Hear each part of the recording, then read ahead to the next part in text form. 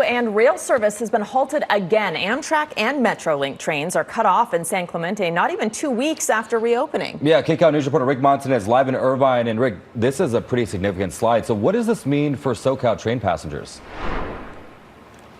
Well, you know, it's a detour yet again for them. They waited months to get the Pacific Surfliner route back in service, and that was just 11 days ago. Now it is on hold yet again. So anyone riding the Amtrak from here in Irvine, you can get down to Oceanside with what they call a bus bridge. So you take the bus to get around, and the same thing coming up from San Diego County. But for Metro, you can only go down to the next stop at Mission Viejo, and that's it. There is no other alternative being offered at this point. So a significant impact to anyone commuting down to San Diego.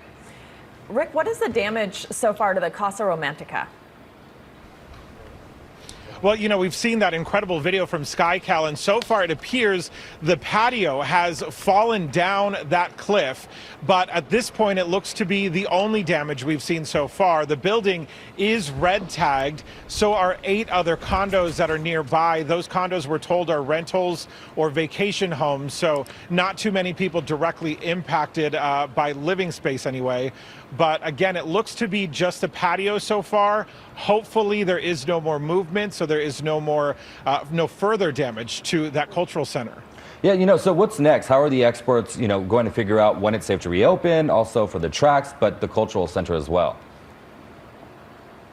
Right, because we look at the hillside and you think, is it going to continue sliding? Will more ground come down? Well, they're going to bring in a geologist. The city of San Clemente is yet again, as we've seen with other landslides, they're hiring a geologist to come do an inspection where they will figure out whether there is a potential for any more movement or if they think that hillside will soon be stable.